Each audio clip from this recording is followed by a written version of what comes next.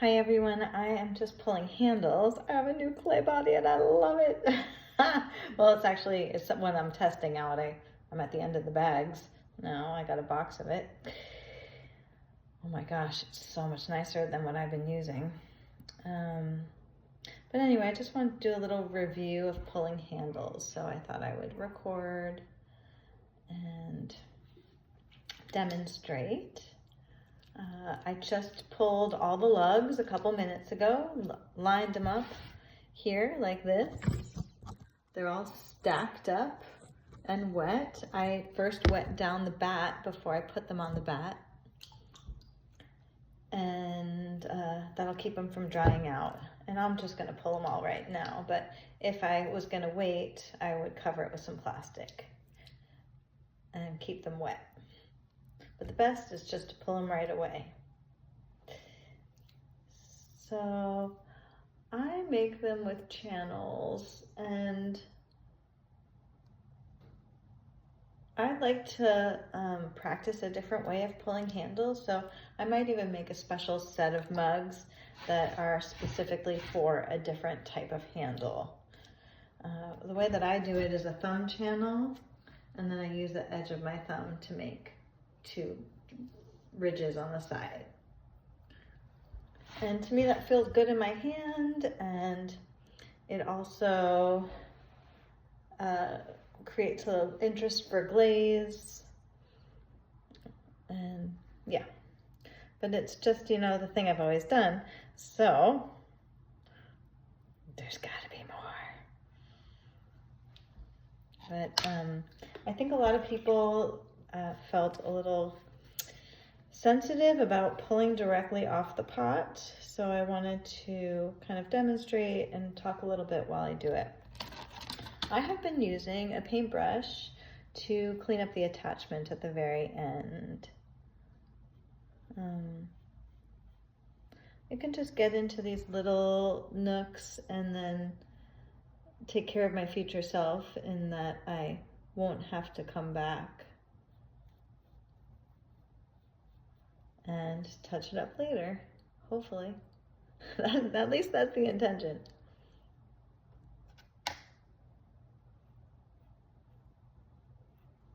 Okay, it's nice, the brush gets rid of some of the lines from the scoring, and I only score the top.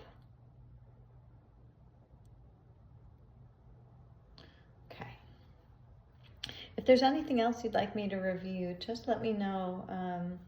I am here to give you everything I know and to learn things I don't, so I can help. So I like the handle to have a nice balance with the pot. I like it to be far enough away from the pot that even when it shrinks, it's not going to jam my hand up into the pot. This one I think I could have made a little bit smaller. I've been working on getting my handles just a little bit smaller, because I tend to make big handles. These are all already signed, wiped and signed, the bottoms. And I went ahead, and before I did any of these, I checked to make sure that the rims are not moving. When I gently squeeze them, they don't go anywhere. Just look at the pot, see if there's anything I want to cover up as I put the handle on or clean up.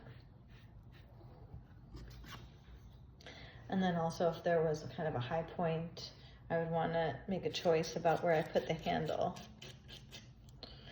And I like my handles to start up at the rim. You can put it where you want. It should feel balanced in your hand when the mug is full. So think about that. When the mug is full, you want it to feel as light and well balanced as it can possibly feel. So maybe make the same exact mug and put a couple different handle placements on them, make 3 or 4 and do different handles and see what you like. But for me, having the handle come out of the top both looks the best and feels the best. Especially with this shape of mug, it works with that negative space. It creates that space for your hands, so I can actually have a smaller handle, and it still won't jam the hand up into the pot. I use my pinky here. I like the shape of the pinky to make a little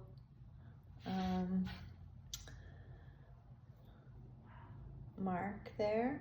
Let's see here. Let's go a little further in this time. Not so big. Turn it right side up so there's no bending. And the way that I do this, I press this in so it's really firmly pressed in.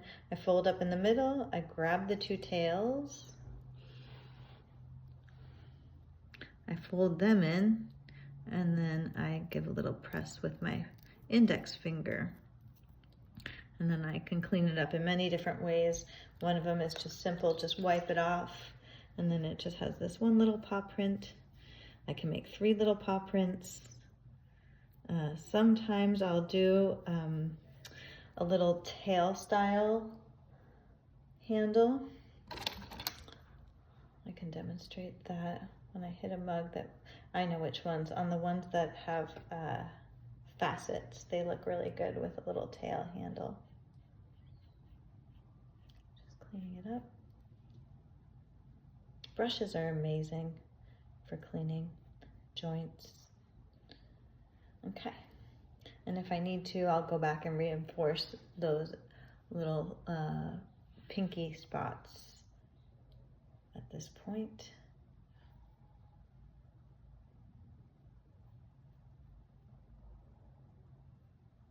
Okay.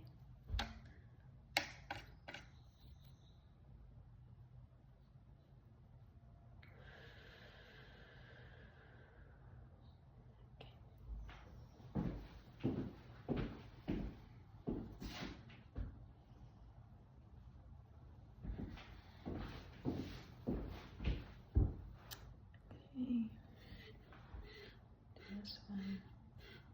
Especially with stamped and faceted mugs, there's often a spot that I want to put the handle to cover up something that I don't like. More goes wrong with altered pots. Okay. Let's use that side.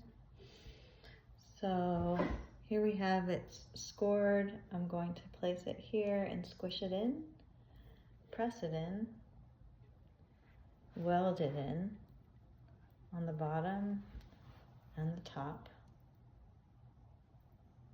Just bringing a little bit of that clay in. Hold it with the handle hanging straight down. And then pull either, depending on what kind of handle I want, either straight down. I could tip the mug up to pull it if I want some lift in the handle, and I can tip the mug down if I want less curve in the handle. So that's what we've been going for lately, is a little bit, I call it a smaller handle, but what it is it just really comes, it's not coming out as far from the mug body.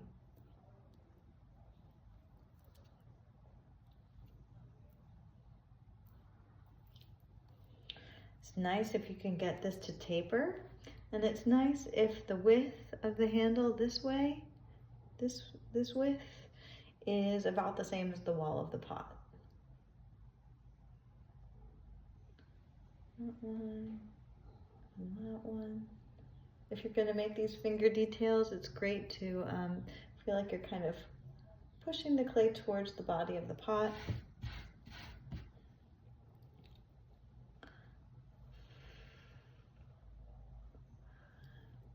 Double check it, flip it over, and let's give this one, it would have been good to pull it a little bit thinner. Let's see if I can do it here. Okay. Okay. Oops. Okay, so I'm going to, what I want is to give this a little, like I said, a little tail. So I'm going to kind of, no, that one's not working. Okay, back to the normal one. The normal one always works, so I'll do that later, but I'll give this one the triple paw. And here also you have some design choices. You can kind of wipe straight down onto the pot, so it looks kind of like a fancy,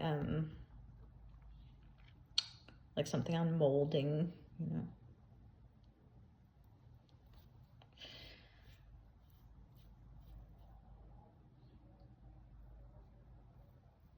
It's nice to find something that's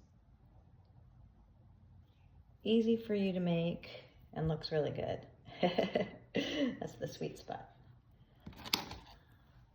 Okay, clean it up.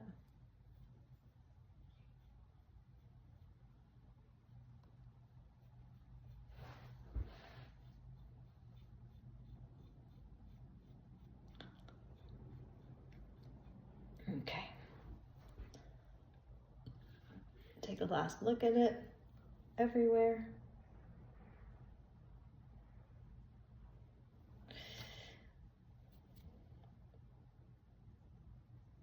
What I'm doing here is I'm dipping my brush in the water, but then kind of cleaning it up on my sponge here.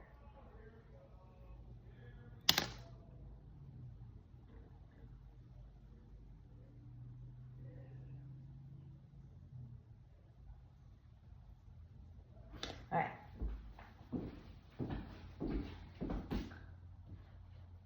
Okay, let me bring over some of these.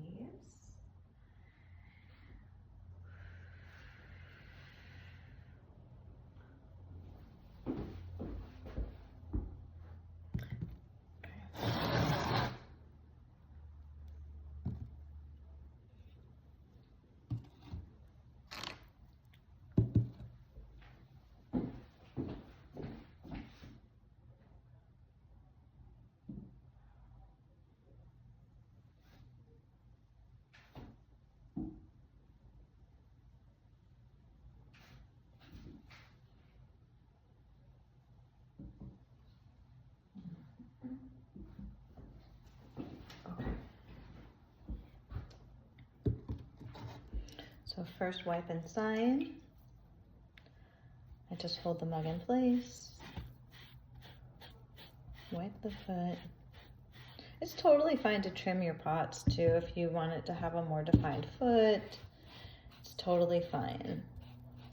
I'm moving towards kind of coming up with a new foot myself, maybe with diamond core tools, with some kind of carving. So I have nothing against it. I'm just teaching production pottery. Teaching minimal work, maximum production. However, that is not the case with faceted mugs, but I do them anyway because of love. It's so fun to love your pots. It makes a big difference. Okay. And signing. When I sign, I get some information about the dryness of the pots.